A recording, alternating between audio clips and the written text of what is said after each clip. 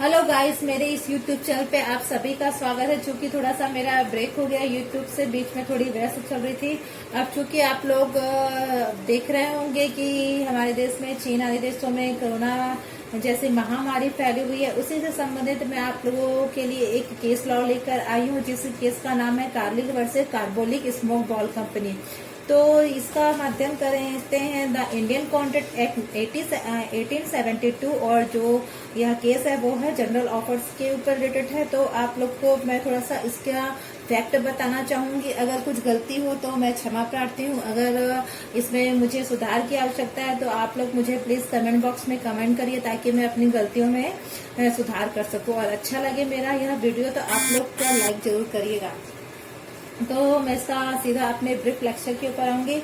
तो जैसे कि अभी हमारे देश में कोरोना जैसे महामारी फैली हुई है, उसी तरह एक इन्फ्लुएंजा जैसे बीमारी फैली हुई थी, जो कि जिससे कि 1 मिलियन लोगों की मृत्यु हो चुकी थी, और यह महामारी के रूप में घोषित हो चुकी थी। और जो यह कंपनी थी कार्बोलिक स्मोक बॉल कंपनी, वह एक स्मोक बॉल स्प्रे के रूप में एक दवाई बनाती है, और न्यूज़पेपर में यह एडवर्टाइजमेंट देती है कि जो यह स्मोक बॉल स्प्रे का उपयोग करेगा इसके निर्देशानुसार, और अगर उसकी बीमारी जो इन्फ्लुएंजा और जो सर्दी की बीमारी अगर उससे ठीक नहीं होता है तो वह उसे जो कंपनी है 100 पाउंड।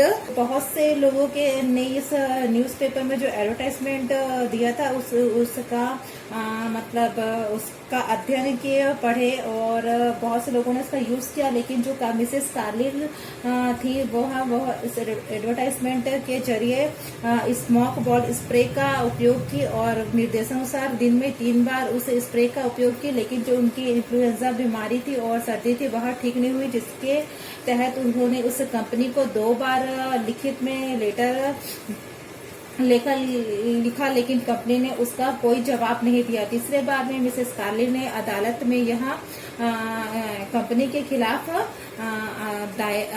मुकदमा दायर किया, और उस मुकदमे में मिसेस कार्लिल ने अपने पक्ष में कहा कि जो कार्बोलिक स्मोक बॉल कंपनी ने स्मोक बॉल नाम की स्प्रे दवाई बनाई, और उन्होंने न्यूज़पेपर में यह एडवर्टाइजमेंट किया कि जो इस दवाई का इसके निर्देशानुसार उपयोग करेगा तो वह बीमारी ठीक हो जाएगी। अगर यह बीमारी जो इन्फ्लुएंजा बीमारी है और सर्दी है वह ठीक नहीं होती है तो वह कंपनी उसे 100 तो जो कार्लिल का मत था, उन्होंने कहा कि मैंने इनके निर्देशानुसार यह उपयोग किया, लेकिन जो मेरी बीमारी है वह ठीक नहीं हुई है। तो मैं इनसे बस यही चाहती हूँ कि जो इन्होंने 100 पाउंड का एडवर्टाइजमेंट दिया था कि उन्हें दे दिया जाएगा, तो मैं इनके द्वारा लिखित में जो एडवर्टाइजमेंट दिया गया था, बस मैं उसी से यह 100 जो पाउंड है वह लेना चाहती हूँ।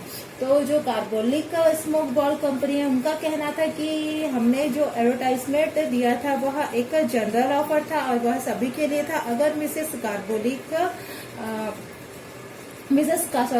कार्लिल ने यह इसका उपयोग किया है तो हमें यह तो पता नहीं था कि मिसेस कार्लिल ने यह स्वीकृत किया है। अगर हमने प्रस्ताव दिया है और इन्होंने स्वीकृत किया है तो हमें यह पता होना चाहिए था।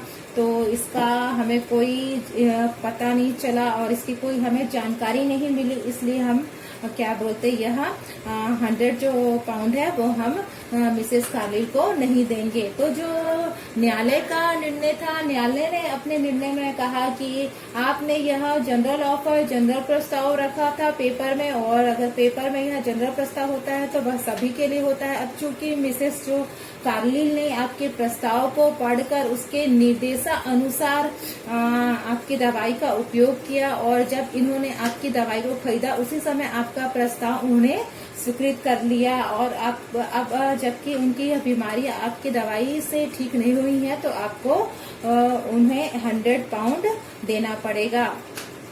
तो दोस्तों, ये छोटा सा केस था। इसमें जो महत्वपूर्ण बात है यह जनरल ऑफर के ऊपर है, क्योंकि उन्होंने जनरल ऑफर दिया था, पेपर में एडवर्टाइजमेंट दिया था, और जब उन्होंने पेपर में एडवर्टाइजमेंट दिया कार्बोलिक स्मोक बॉल कंपनी ने, तो वह जो एडवर्टाइजमेंट था वह जनरल ऑफर बन गया, और जनरल ऑफर में मतलब सार्वजनिक हो गया, और वह पेपर में अगर आता है तो वह एक सार्वजनिक इश्तेहार हो जाता है और उसे कोई भी यूज कर सकता है।